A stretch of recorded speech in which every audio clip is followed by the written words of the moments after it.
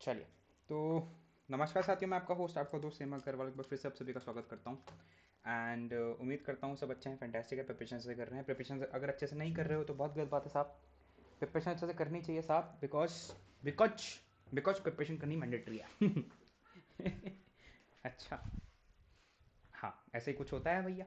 बिना प्रिपरेशन करे जीवन संकट में आ जाएगा, क्या फ़ायदा। तो प्रिपरेशन कर लो, ज़्यादा अच्छा है, निकल जाओ कहीं। है ना, घर वाले भी खुश हो जाएंगे, गर्लफ्रेंड भी खुश हो जाएगी, सब खुश हो जाएंगे भैया। और तुम तो खुश हो ही जाओगे। क्या बोलते हो, है कि नहीं? खैर, ओके। तो इसी श्रृंखला को फॉलो करते हुए साहब, एक बार फिर से मैं आप सभी के सामने यलगार बैच की ज्योग्राफी क्लासेस में आप सभी के सामने लेकर आया हूँ गाइस। एक छोटी सी बात जरूर कहना चाहूँगा। पता नहीं क्यों, बट रिस्पॉन्स आप लोगों की तरफ से इस बार कम है। इसका रीज़न क्या है मुझे समझ में नहीं आ रहा है। इसका रीज़न क्या हो सकता है? सुबह टाइम था 8:15 साढ़े 8 बजे का, मैंने उसको शाम को 5 बजे शिफ्ट कर दिया।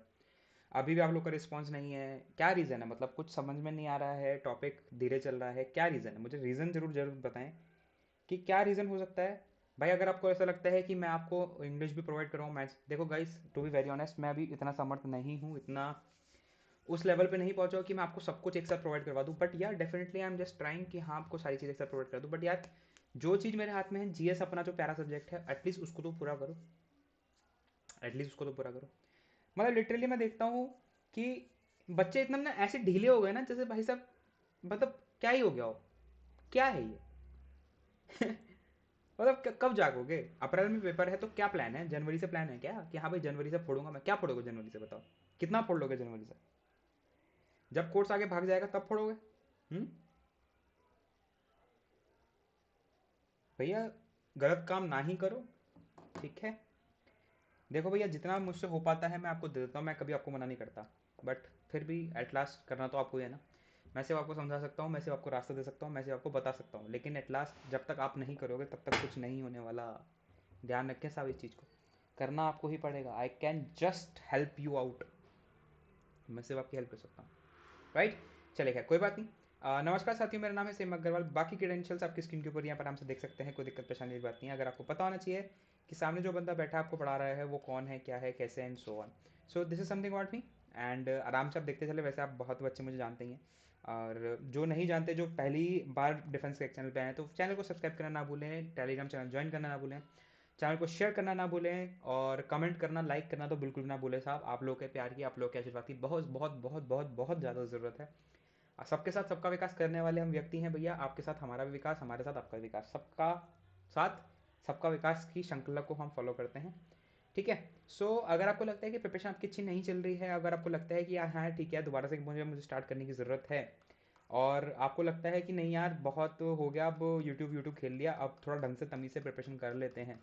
सर ये तो गलत बात है सर, यूट्यूब यूट्यूब क्या करो? बेटा यूट्यूब यूट्यूब इसलिए कह रहा हूँ क्योंकि आपको ये यूट्यूब एक बहुत बड़ा प्लेटफॉर्म है, बहुत बड़ा ओशन है। अब इसमें से आपको ढूंढने में बहुत टाइम लगता होगा कि मेरे लिए कौन सा सूटेबल है, कौन सा सूटेबल नहीं है। फिर ठीक है, फिर जनरली तुम क्या करते हो? जनरली भीड़ में कुछ जाते हो। हाँ, अरे इतनी भीड़, चलो धाबा बोलो, हल्ला बोलो। तो क्या, मल्टीपल थिंग्स है। फिर बाद में पता चलता है अरे यार कट गया हमारा, तो हमें तो कुछ मिला ही नहीं। ऐसा कई बार होता है। खैर, अगर आप चाहते हो कि आपकी कॉम्प्रिहेंसिव प्रिपरेशन हो जाए, अच्छे से प्रिपरेशन हो जाए और अच्छे से तैयारी हो जाए, तो you can join us on plus. आप प्लस पे आप हमें ज्वाइन कर सकते हो, ठीक है? प्लस ज्वाइन करने के लिए आप ये कोड अप्लाई कीजिए, सेम टाइम। जैसे ही आप ये कोड अप्लाई करेंगे वैसे आपको 10% डिस्काउंट भी मिल जाएगा। और डिस्काउंट के साथ साथ और भी चीज़ें हैं जो आपको प्रोवाइड हो जाएंगी साहब, उससे आप बेफिक्र रहें, वो मैं आपको एक एक करके समझाता हूँ। इस बैच की खासियत मैं आपको बताता हूँ, यहाँ पर पूरा जीएस जो है वो मेरे अंडर रहने वाला है। प्रणब पांडे सर मैथ पढ़ा रहे हैं, बिंदिया मैम इंग्लिश पढ़ा रही हैं, रेशमा मैम, श्याम सर जो है वो आपको साइंस पढ़ा रहे हैं, जीएस में आपको पढ़ाने वाला हूँ।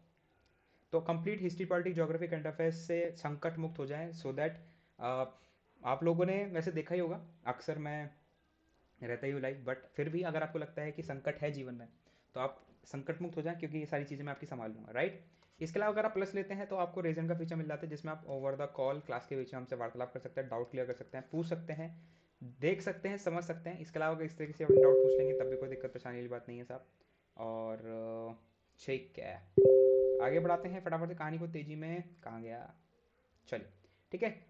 हाँ, आपको लगता है कि नहीं यार एक बार मुझे देखना चाहिए कि सर कैसा पढ़ाते हैं, यानी मैं कैसा पढ़ाता हूँ, तो आप शाम को 7 बजे मेरी क्लास में आ सकते हैं, जो कि बिल्कुल फ्री ऑफ कॉस्ट क्लास होती है। रात को 10 बजे मेरी क्लास में आ सकते हैं, जो कि अगेन बिल्कुल फ्री ऑफ कॉस्ट क्लासेस होती हैं। दोनों क्लासेस जो होती है साहब, ये दोनों मेरी फ्री ऑफ कॉस्ट क्लासेस होती हैं अकेडमी के प्लेटफॉर्म के ऊपर। आप इनको ज्वाइन करके देख सकते हैं, इसके लिए आपको कुछ भी पे करने की जरूरत नहीं है। एंड गाइज बिलीव मी, अगर मज़ा ना आ जाए तो मेरा नाम बदल देना। अगर तुम लोग को मज़ा ना आ जाए तो मेरा नाम बदल देना, इस बात की गारंटी मैं दे रहा हूँ तुम्हें। अगर तुम लोग को मज़ा ना आ जाए तो मेरा नाम बदल देना, ठीक है। हाँ, चलिए कहानी को और आगे बढ़ाएंगे। अगर आप प्रो लेवल की चीज़ें लेना चाहते हैं तो आप प्रो लेवल की चीज़ें आप आइकॉनिक भी ले सकते हैं अकेडमी पे। अगेन कोड लगाएंगे सेम टाइम तो आपको डिस्काउंट मिल जाएगा, प्राइस थोड़ा कम हो जाएगा, बर्डन थोड़ा कम हो जाएगा, so that you can easily make your decision, ठीक है, और हम आगे बढ़ सकते हैं।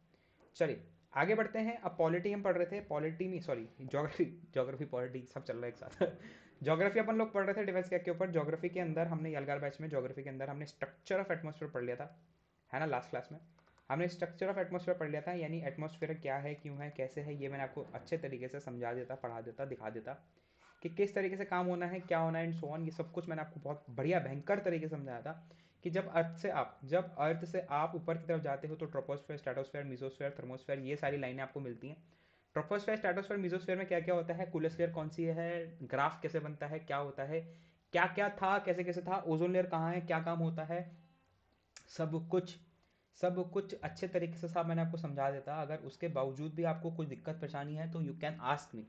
आप डाउट सेक्शन में आ सकते हो, आप कमेंट में मुझसे पूछ सकते हो। भाई दिक्कत पता है क्या है, दिक्कत ये कि तुम लोग पूछते नहीं हो। इसके दो मतलब है, इसके दो मतलब है, या तो तुम्हें सब कुछ समझ में आ रहा, या तो तुम्हें सब कुछ समझ में आ रहा है, या तुम्हें कुछ भी समझ में नहीं आ रहा। क्योंकि अगर पढ़ोगे और डाउट ना हो तो इसका मतलब उसको पढ़ना नहीं कहता साहब, डाउट होना चाहिए, डाउट होना चाहिए। मैं कह रहा हूँ कमेंट में तुम डाउट पूछो, फालतू कमेंट करने से अच्छा डाउट पूछो। मैथ्स कहाँ से करें, अंग्रेजी कहाँ से करें, जीएस कहाँ से करें, ज्योग्राफी कहाँ से करें, क्वेश्चन प्रैक्टिस कहाँ से करें, ये पूछो। तो मैं सोचूंगी कि हाँ यार बच्चे जो है मेहनत कर रहे हैं। साहब जब तक पूछोगे नहीं तब तक मुझे पता कैसे चलेगा, ख्वाब थोड़ी आ रहे हैं मुझे। पूछना शुरू करो साहब, खुद को खोलना शुरू करो। जब तक खुद को खोलोगे नहीं तब तक जीवन में कुछ नहीं हो पाएगा। यू कैन, मैं यार एक बात बताओ, मैं तुमको यहाँ पर अपना number WhatsApp, Insta, Facebook, Gmail तक दे देता हूँ, किसी का मैसेज तक नहीं आता। पता है क्यों? क्योंकि डरते हो। क्यों डर रहे हो? किस लिए डर रहे हो ये बताओ। मैं खा जाऊंगा तुम्हें, मैं तुम्हें डांट दूंगा, मार दूंगा? ऑब्वियसली नहीं, ऑब्वियसली नहीं ना। तो उपयोग करो समय का, समय का उपयोग करो।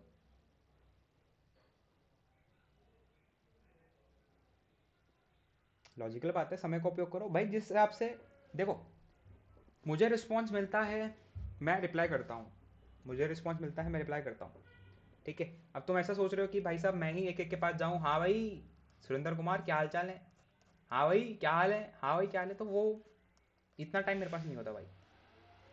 आपको कुछ डाउट है आप बिंदास मुझसे बात करो, आपको बात करनी है, if you want to talk to me you can talk to me. आपको कुछ और पूछना है यू कैन, आपको कुछ और जानना है यू कैन, आपको कोई दिक्कत है बताओ मुझे भैया ये दिक्कत है, सब्जेक्ट से रिलेटेड कोई दिक्कत चल रही है, पढ़ाई से रिलेटेड दिक्कत चल रही है, क्लास रेगुलर नहीं है, तो बताओ मुझे यार। कब बताओगे? बुढ़ापे में जब दांत टूट के हाथ में आ जाएंगे तब बताओगे? लॉजिकल बात है साहब। खैर चलो, तो अब एक नया मुद्दा हम पढ़ने जा रहे हैं जिसका नाम है एयर सर्कुलेशन। बहुत इंपॉर्टेंट टॉपिक होता है एटमॉस्फेयर के बाद का। और बहुत जल्दी अपन लोग अब क्या करने वाले हैं, फिजिकल ज्योग्राफी को समाप्त करने वाले हैं। फिजिकल ज्योग्राफी को समाप्त करने के बाद मैं यहाँ पर स्टार्ट करूँगा मॉडर्न हिस्ट्री। ध्यान रखना, एयर सर्कुलेशन फिजिकल ज्योग्राफी को समाप्त करने के बाद हम यहाँ पे पढ़ेंगे मॉडर्न हिस्ट्री, ठीक है। मॉडर्न हिस्ट्री पढ़ेंगे, मॉडर्न हिस्ट्री समाप्त करने के बाद मैं आपको इंडियन ज्योग्राफी पर लेके आऊँगा। तो इस तरीके से जो सिंक्रोनाइज वे में मैंने आपका एक स्ट्रक्चर बना रखा है उसको ही हम कंटिन्यू कर रहे हैं। अब देखो शाम को इस तरीके से क्लास लेने में क्या हो रहा है, इस तरीके से क्लास लेने में ये हो रहा है कि एक तो तुम्हारी रेगुलर क्लास तुमको मिल रही है, दूसरा हाँ ये हो सकता है कि मैं कई बार लाइव नहीं ले पाता। इसका रीज़न सुन लो। इसका रीज़न क्या होता है, जिस टाइम 5 बजे ये ज्योग्राफी होती है, 6 बजे शाम को करंट होता है, उस टाइम मैं कहीं और ऑक्यूपाई होता हूँ। फिर शाम को 7 बजे से मेरी क्लासेस होती हैं रात को 11 बजे तक। तो मैं तुम्हारी क्लास कब लूँ बताओ? मैं तुम्हारी क्लास कब लूँ? सुबह लेता हूँ तो सुबह आप कहते हो भैया स्कूल है, कॉलेज है, ऐसा है वैसा है, क्या करें बताओ? आप मेरी मजबूरी भी समझो साहब, आप मेरी मजबूरी। 3 बजे से शाम को 6 बजे तक मैं इतना ऑक्यूपाइड रहता हूँ कि मुझे ये तक नहीं पता रहता मैं कहाँ हूँ बताओ क्या करूँ? कई बार 6, 6:30, 6:30 ही हो जाते हैं, फिर शाम को 7 बजे फिर दूसरी क्लास होती है। अब दो रास्ते हैं, या तो क्लास लेना छोड़ दूँ, ये एक रास्ता, या फिर थोड़े टाइम के लिए तुम कोऑपरेट कर लो। थोड़े टाइम की बात है, जनवरी की बात है। जनवरी के बाद मैं आपको लाइव ही मिलूंगा ज़्यादातर।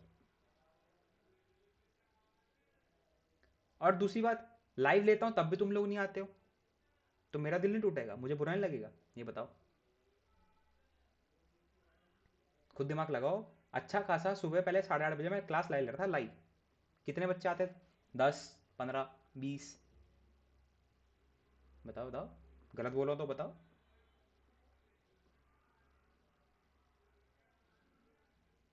तो थोड़ी सी कॉपरेट करने वाली बात है, एडजस्ट करने वाली बात है। थोड़ा मैं एडजस्ट कर रहा हूँ साहब, थोड़ा आप लोग एडजस्ट कर लो, काम बन जाएगा हमारा। Simple simple. खैर चलो, अभी टॉपिक पे वापस आते हैं, बहुत होगी बातें। ओके, अब टॉपिक देखें जरा।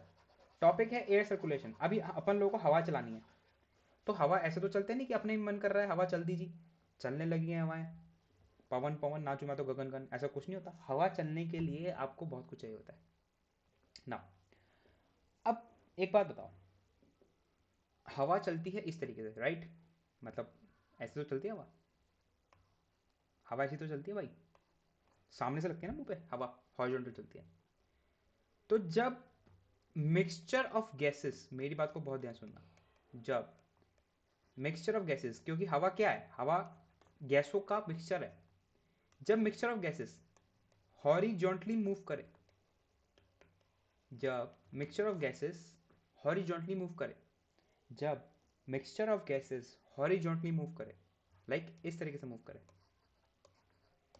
तो इसको कहा जाता है विंड। इसको कहा जाता है विंड। इसको कहा जाता है विंड। ये सब कक्षा 6वीं 7वीं 8वीं की एनसीईआरटी के मुद्दे हैं जो अभी अपन लोग यहाँ पे पढ़ रहे हैं।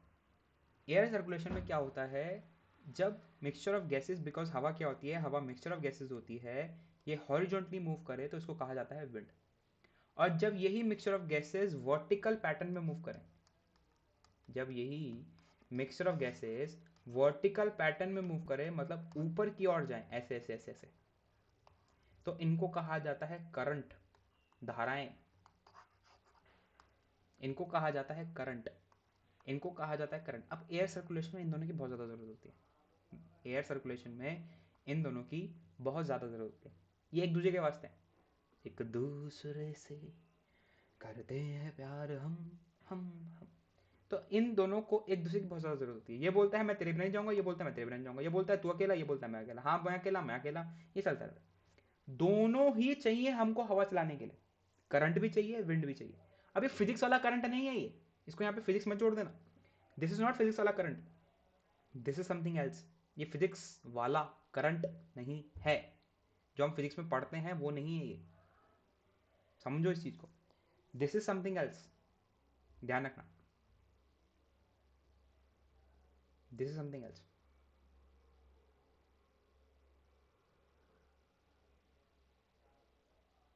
राइट? तो दोनों चाहिए। अब देखो, अब हवा को तुमको मूव करवाना है ना? हवा बड़ी जिद्दी है, बोलती मैं तो नहीं चलती।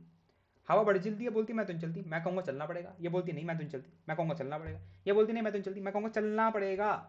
तो ठीक है भाई, ठीक है ठीक है, गुस्सा क्यों कर रहा है, मान गए तेरी बात। इसने बोला अगर हवा चलानी है तो तुमको बनाना पड़ेगा स्लोप। मेरे पास का नहीं थी मेहनत करना कि मैं चढ़ाई चढ़ूँ, ऐसा करूँ ऐसा करूँ, मुझे ढलान दे दो मैं चल जाऊंगी।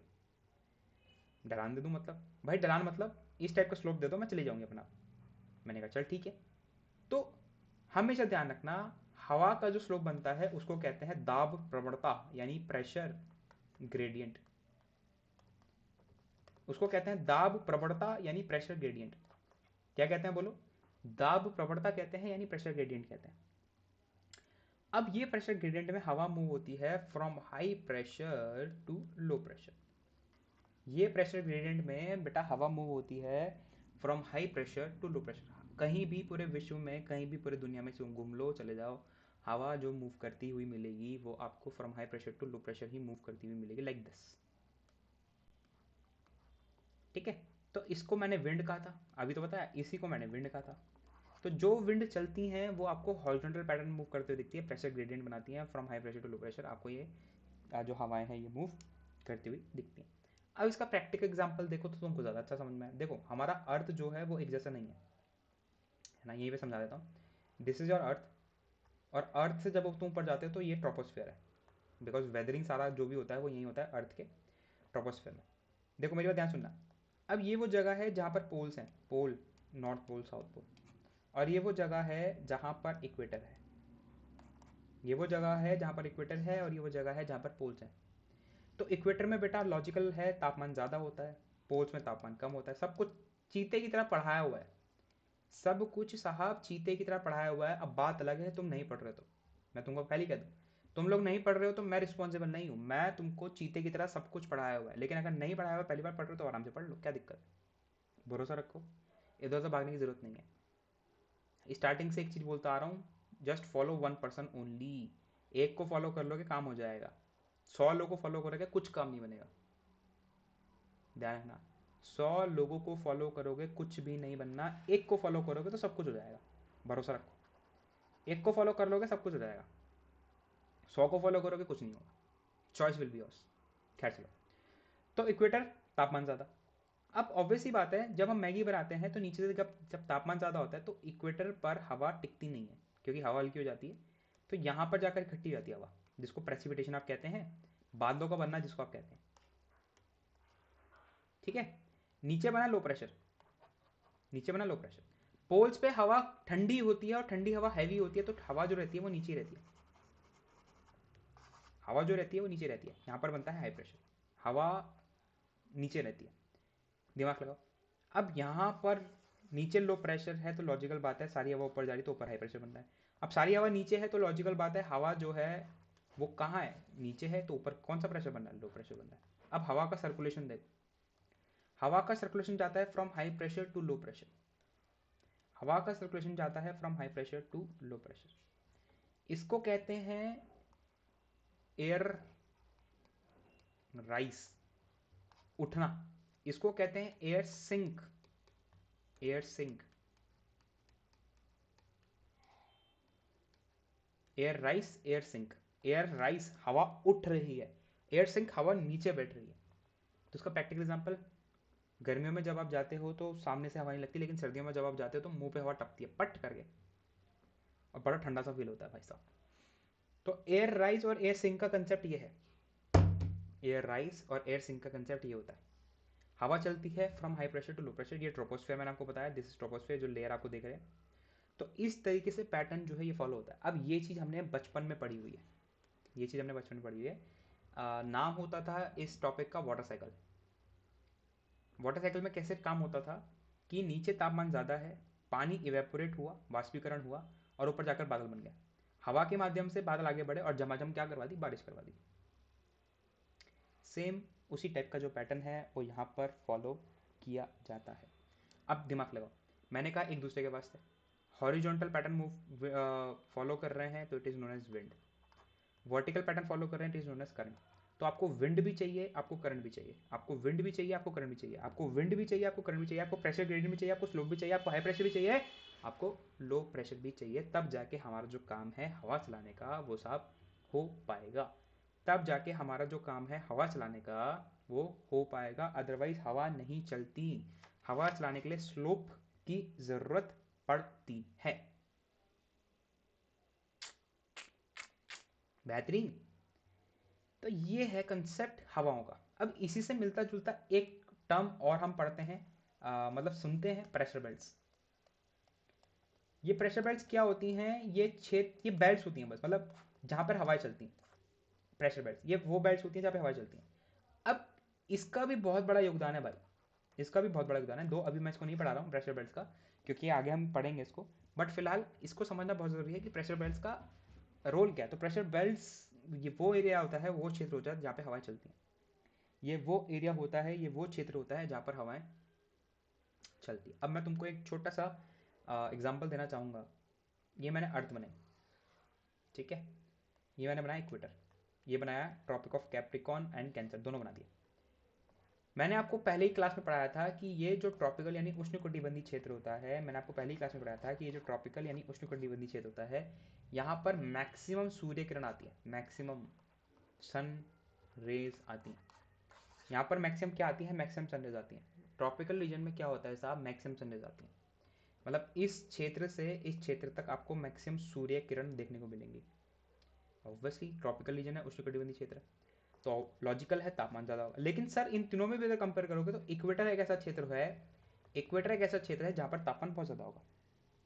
इक्वेटर एक ऐसा क्षेत्र है जहाँ पर तापमान बहुत ज़्यादा होगा। जितना ज़्यादा तापमान होगा उतना ज़्यादा हवा राइज करेगा, जितना ज़्यादा तापमान होगा उतना ज़्यादा हवा राइज करेगा, और जितना ज़्यादा तापमान होगा उतना हवा राइज करके वो बादल बनाएगा वाष्पीकरण करके, और जितना ज़्यादा तापमान होगा उतना ज़्यादा वो रेनफॉल कराएगा, और जितना ज़्यादा रेनफॉल होगा उतना ही घने जंगल आपको इक्वेटोरियल रीजन में मिलते हैं। इसलिए इक्वेटोरियल रीजन में जनरली आपको एवरग्रीन फॉरेस्ट मिल जाते हैं जिनके नाम क्या है, ट्रॉपिकल यानी उष्णकटिबंधीय क्षेत्र लगा होता है। तो this is how it works कि जब हवा राइज होती है तो बादल बनते हैं, बारिश आती है, रेनफॉल होता है झमाझम वाला। रेनफॉल होने के बाद उस क्षेत्र में आपको देखने को मिलता है कि उस क्षेत्र में क्या हो जाता है, उस क्षेत्र में आपको घने जंगल मिलते हैं। घने जंगल में कभी भी चीता नहीं बनेगा, ठीक है। घने जंगल में कभी भी आपको चीते नहीं मिलेंगे, घने जंगल में आपको हमेशा रेंगने वाले जानवर मिलेंगे। तो this is the thing, right.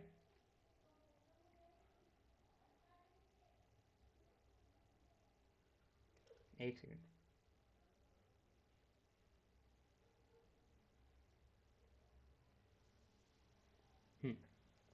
ठीक है, तो ये चीज़ अपने दिमाग में बैठा के रखना, संभाल के रखना। एयर सर्कुलेशन इस तरीके से होती है, एयर सर्कुलेशन का जो कंसेप्ट होता है वो इस तरीके से होता है ना। अब जो हवाएं चलती हैं इक्वेटर पे, जो हवाएं चलती हैं उनको कहा जाता है डोलड्रम। इक्वेटर पे जो आपकी हवाएं चलती हैं साहब उनको कहा जाता है डोलड्रम्स, याद रखना, उनको कहा जाता है डोलड्रम्स। क्या बोला जाता है, उनको कहा जाता है डोलड्रम्स। जब आप इस डोलड्रम से ऊपर जाते हो तो लमसम 30 लमसम 30 डिग्री वाला जो लैटिट्यूड है उसको कहा जाता है हॉर्स लैटिट्यूड,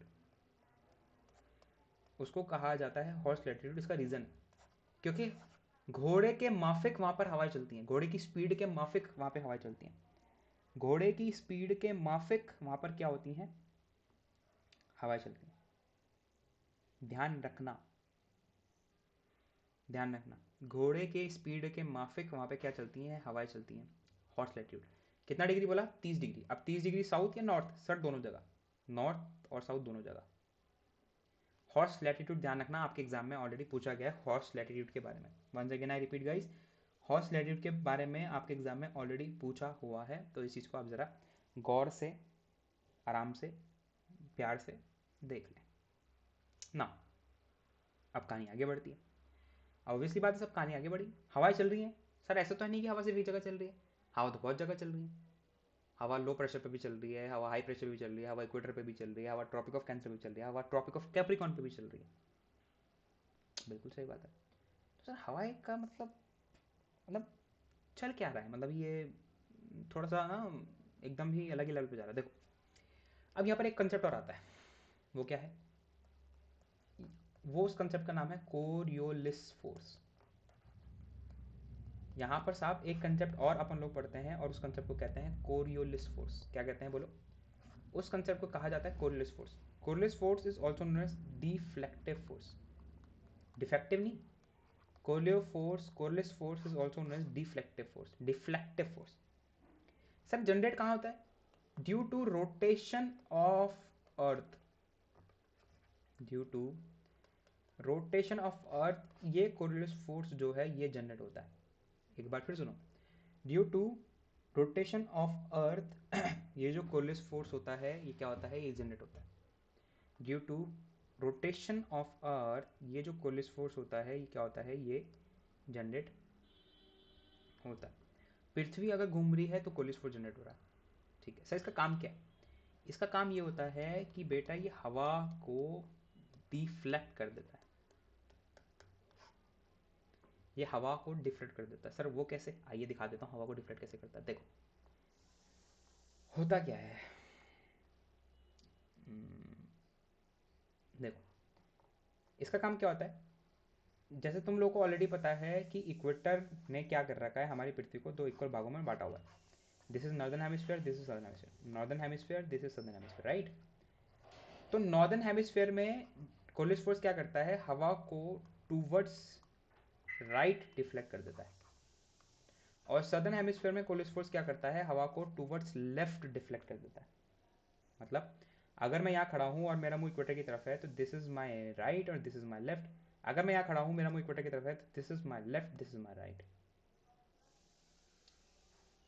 तो कहने का तात्पर्य क्या है साहब? कहने का तात्पर्य ये है कि हवाएं जो हैं वो चलनी थी ऐसे, सनन सनन, लेकिन चलेंगी कैसे भी दिखाता हूँ, देखो। अच्छा पहले ये बताओ कि तापमान ज़्यादा तो इक्वेटर पर लो प्रेशर, ये तो फिक्स है, पता चल गया, क्योंकि तापमान ज़्यादा है तो लो प्रेशर है। और अगर तापमान ज़्यादा तो लॉजिकल बात यहाँ पे हाई प्रेशर आपको देखने को मिलेगा इनके कंपेयर में, क्योंकि ये ट्रॉपिकल वाले रीजन है। इक्वेटर के कंपेयर में तो यहाँ पर हाई प्रेशर ही मिलना है ना। बोलो हाँ, बिल्कुल हाँ भाई। अब क्या होगा, अब देखो, हाई प्रेशर से लो प्रेशर हवा जानी थी, हाई प्रेशर से लो प्रेशर हवा जानी थी, लेकिन क्योंकि कोलिस फोर्स नॉर्दर्न हेमिस्फेयर में टूवर्ड्स राइट डिफ्लेक्ट करेगा और सदर्न हेमिस्फेयर में टूवर्ड्स लेफ्ट डिफ्लेक्ट करेगा, तो हवा जाएंगी ऐसे ऐसे ऐसे ऐसे ऐसे। बेटा अगर ये कंसेप्ट तुमको समझ में नहीं आया ना तो इंडिया में मानसून कैसा आता है कभी जीवन भर समझ में नहीं आएगा। और जब तुमसे दादा तुम्हारे बच्चे पूछेंगे कि दादा दादा, भाई भाई बहन पूछेंगे कि दादा दादा ये कैसे हो रहा है, तो बोलना बेटा अभी पता नहीं, मैं बाद में बताता हूँ, बेइज्जती करवाओगे। कोलिस फोर्स होने की वजह से इस तरीके से ट्रॉपिकल रीजन में चलती हैं हवाएं और इनको कहा जाता है ईस्टर्लीज। इनको कहा जाता है ईस्टर्ली विंड्स और ट्रेड विंड। इनको कहा जाता है साहब ईस्टर्ली विंड्स और ट्रेड विंड्स। सर ईस्टर्ली क्यों? बिकॉज ईस्ट से जा रही हैं और एक ही डायरेक्शन में जा रही है, एक ही डायरेक्शन है, एक ही डायरेक्शन है। तो आप क्वेश्चन बनेगा कि ट्रॉपिकल रीजन में कौन सी हवाएं चलती हैं, तो आपका आंसर होगा ईस्टर्ली, वेस्टर्ली, कौन सी? तो आपका आंसर होगा भैया ईस्टर्ली चलती हैं। क्यों ईस्टर्ली चलती हैं? बिकॉज मैंने अब यहाँ पे आपको समझा दिया कि कोलिस फोर्स होने की वजह से काम किस तरीके से होता है ईस्ट पे। यहाँ तक किसी को कोई डाउट? देखो बहुत इंपॉर्टेंट चीज़ है, अब इनको अपन लोग समझोगे नहीं तो जीवन बहुत ज़्यादा दिक्कत में आ जाएगा, इसलिए इनको समझना बहुत ज़रूरी है।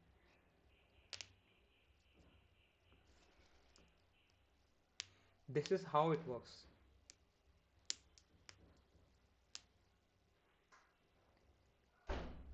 ये है कोलिस फोर्स का कंसेप्ट। अब कोलिस फोर्स अगर एक दिमाग लगाओ, अगर अर्थ रोटेट करना बंद कर दे तो कोलिस फोर्स जनरेट होना बंद हो जाएगा, और कोलिस फोर्स अगर जनरेट होना बंद हो गया तो हवाओं का डिफ्लेक्ट होना बंद हो जाएगा, और हवाओं का अगर डिफ्लेक्ट बंद हो गया तो इंडिया में मानसून नहीं आएगा। इंडिया में साहब मानसून नहीं आएगा फिर। तो प्रभु इस चीज़ को समझें, ये छोटी छोटी चीज़ें हैं लेकिन बहुत घातक हैं। मैं बता रहा हूँ बहुत छोटी छोटी चीज़ें हैं साहब, बहुत छोटी छोटी, बहुत ही पिद्दी पिद्दी चीज़ें हैं, लेकिन इतनी घातक हैं, इतनी घातक हैं, इतनी घातक हैं, इतनी घातक हैं, इतनी घातक हैं कि हम तुमको क्या बताएं ना। अब जितना जितना तुम लैटिट्यूड बढ़ाते रहोगे, जितना जितना तुम लैटिट्यूड बढ़ाते रहोगे, उतना स्पीड ऑफ विंड भी बढ़ता रहेगा, उतना स्पीड ऑफ विंड भी इंक्रीज होता रहेगा। जितना जितना तुम लैटिट्यूड बढ़ाते रहोगे उतना स्पीड ऑफ विंड भी इंक्रीज होता रहेगा। एक बार फिर सुनो, जितना आप लैटिट्यूड बढ़ाते रहोगे, जितना आप लैटिट्यूड बढ़ाते रहोगे, जितना आप अक्षांश बढ़ाते रहोगे, जितना जितना आप ऊपर जाते रहोगे, उतना स्पीड ऑफ विंड भी हवा चलता रहेगा। इसीलिए पहाड़ी क्षेत्रों में आपको देखने को मिलता है कि हवा बहुत तेज चलती है एज कम्पेयर टू नीचे की साइड। बीच वाले रीजन की बात नहीं कर रहा हूँ मैं, बीच वाली पार्टी की बात नहीं कर रहा हूँ मैं, पहाड़ी क्षेत्र की बात कर रहा हूँ, नॉर्मल क्षेत्र की बात कर रहा हूँ। कंफ्यूज मत हो जाना कि सर मैं अपने परिवार वालों के साथ गोवा बीच गया था, वहां तो हवा चलती थी ऐसे ऐसे। अरे भाई वो बीच वाला इलाका, वहां पे कंसेप्ट अलग है, मैं फिलहाल एक नॉर्मल एरिया की बात कर रहा हूँ। जज्बाती इंसान हो, आया समझ?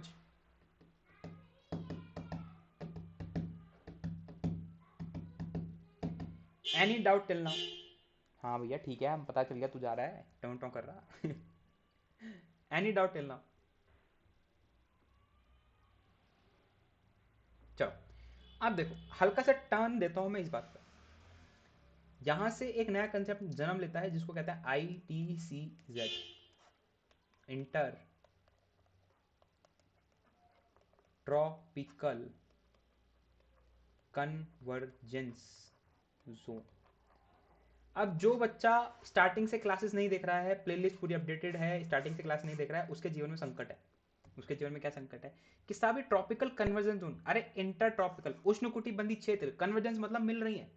ये ट्रॉपिक्स के बीच में वो क्षेत्र है जहां पर दो हवाएं मिल रही हैं, ये ट्रॉपिक्स के बीच में वो क्षेत्र है जहां पर दो हवाएं मिल रही हैं, उसी को इंटर ट्रॉपिकल कन्वर्जेंस जोन कहा।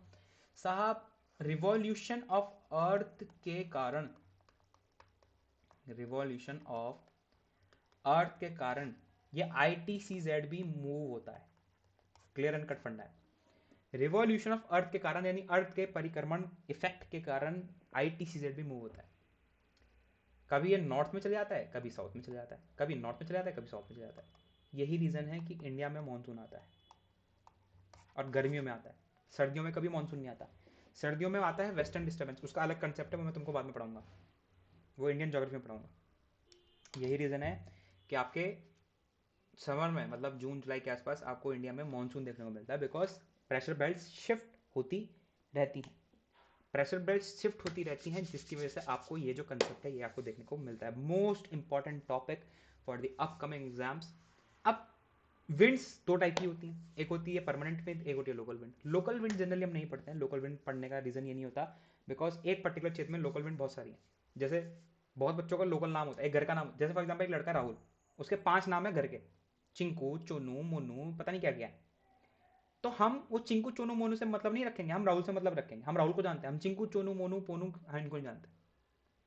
तो परमानेंट विंड्स होती हैं दो टाइप की, एक होती है वार्म विंड, एक होती है कोल्ड विंड। एक होती है वार्म विंड, एक होती है कोल्ड विंड। तो जो विंड का कंसेप्ट है मैं फिर दोबारा कल आपको समझाऊंगा आराम से, कोई do not worry at all, right, so that आपको अच्छे समझ में आ जाएगा। अभी तो नहीं मैं विंड वगैरह नहीं बता रहा हूँ। दो विंड बची आपकी, कोल्ड विंड वार्म विंड। इस विंड के कंसेप्ट को खत्म करके थोड़ा बहुत मैं आपको प्रेसिपिटेशन के बारे में बताऊंगा, प्रेसिपिटेशन कैसे होता है, क्यों होता है। फिर मैं आपको ओशंस के बारे में पढ़ाऊंगा, एंड देन हमारी फिजिकल ज्योग्राफी जो हो जाएगी वो समाप्त हो जाएगी। एक बार फिजिकल ज्योग्राफी समाप्त हो जाए तो मैं हिस्ट्री में मॉडर्न हिस्ट्री से स्टार्ट करूंगा, बिकॉज मॉडर्न हिस्ट्री थोड़ा टाइम कंज्यूमिंग है, और मॉडर्न हिस्ट्री पॉलिटी से पढ़नी जरूरी है। क्यों?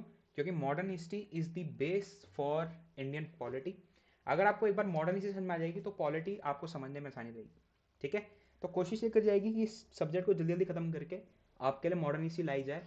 एंड फ्रॉम 1 मेरी कोशिश यही है कि फ्रॉम 1 मॉडर्न हिस्ट्री से स्टार्ट करते हैं, मतलब जनवरी के स्टार्टिंग में अपन लोग मॉडर्न हिस्ट्री से स्टार्ट करते हैं। ठीक है, फिर मॉडर्न हिस्ट्री खत्म करने के बाद मैं आपके लिए ज्योग्राफी स्टार्ट कर पाऊंगा, मैं आपके लिए ज्योग्राफी स्टार्ट कर पाऊंगा, सॉरी, मॉडर्न हिस्ट्री खत्म करने के बाद मैं आपके लिए पॉलिटी स्टार्ट कर पाऊंगा। And polity again is a time consuming subject, बहुत ज़्यादा टाइम लेता है पॉलिटी, तो इस चीज़ का ध्यान रखें साहब। राइट गाइस,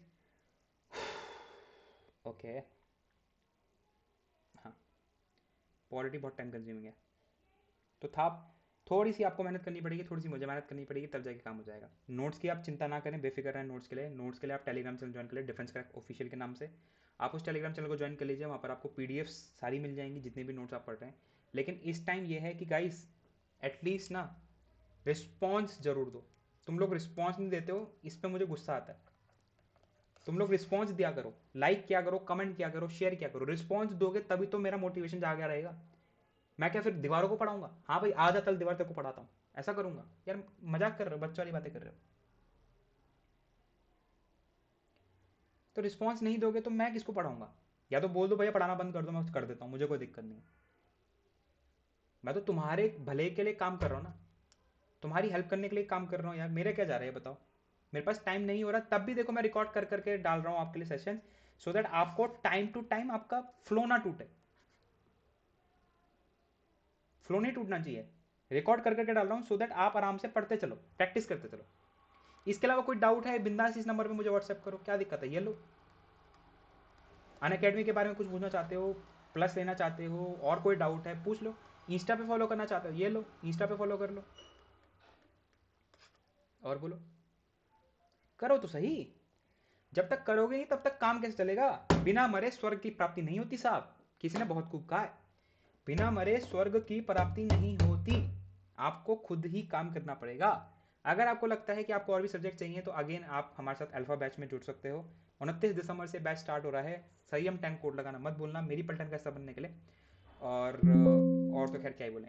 इसके अलावा जो भी तुम्हारे डाउट्स वगैरह होते हैं बिंदास मुझे कमेंट सेक्शन में पूछो। मैं तो कहता हूँ पूछो, अरे तुम पूछते क्यों नहीं हो यार, पूछा करो यार। अभी मैं इंस्टा लाइव आया था कुछ टाइम पहले, काफी बच्चों से मैंने बात, अभी न्यू ईयर पे फिर दोबारा इंस्टा लाइव आऊंगा मैं, न्यू ईयर पे। न्यू ईयर पे फिर दोबारा मैं इंस्टा लाइव आऊंगा, तो इंस्टा पे फॉलो कर लो, सो दैट अगर मैं एक बार लाइव आता हूँ तो you can join me on them. Simple, आया समझ? ठीक है guys, इसके साथ मुझे आज्ञा दीजिए। डिफेंस क्रैक परिवार को आगे बढ़ाने में हमारी मदद कीजिए, शेयर कीजिए, सब्सक्राइब कीजिए, लाइक कीजिए, कमेंट कीजिए। इसी के साथ बाय बाय, टेक केयर, जय हिंद, हंसते रहें, खेलते रहें, मुस्कुराते रहें। कल आपसे मुलाकात करूंगा नए वीडियो के साथ, नए कंटेंट के साथ। और हाँ, जनवरी ऑनवर्ड्स आपके लिए कुछ वीडियोस मैं और लेके आऊँगा, जैसे स्ट्रैटेजीज हो गई, जैसे जीएस के बुक्स हो गई, टॉपिक्स हो गए, कवर्स हो गए, ऐसी तमाम वीडियोस हैं जो मैं देख रहा हूँ सिर्फ लोग बाग ना व्यूज़ खींचने के लिए डालते रहते हैं। एनडीए के फैक्ट्स जो कि जनरली ऐसे सच होते नहीं है ठीक है, और अगर ये नहीं करा तो ये हो जाएगा, एनडीए की तैयारी करने से पहले ये जरूर देखें। व्हाट इज दिस नॉनसेंस यार, मतलब व्यूज़ खींचने के लिए कुछ भी करोगे खैर चलो, इसमें मैं कुछ नहीं कहूँगा, सबका अपना अपना टेक है। बट इन चीज़ों में मत पड़ा करो, मैं बता रहा हूँ, खुद ही डिमोटिवेट हो जाओगे और कुछ नहीं होगा। एक जो एक्चुअल एस्पिरेंट होता है ना, वो नेगेटिविटी से दूर रहता है, से बता रहा हूँ। जो बंदा एक्चुअल में तैयारी करने वाला होता है वो इन फालतू चीज़ों से दूर रहता है, उसे सिर्फ अपने काम से मतलब होता है कि यार देख भाई, मुझे इतना पढ़ना है, इतना प्रैक्टिस करना है, इतना सोना है, इतना खेलना है, खत्म, भाड़ में जा दुनिया, सिंपल। ठीक है, चलिए गाइस, बाय बाय।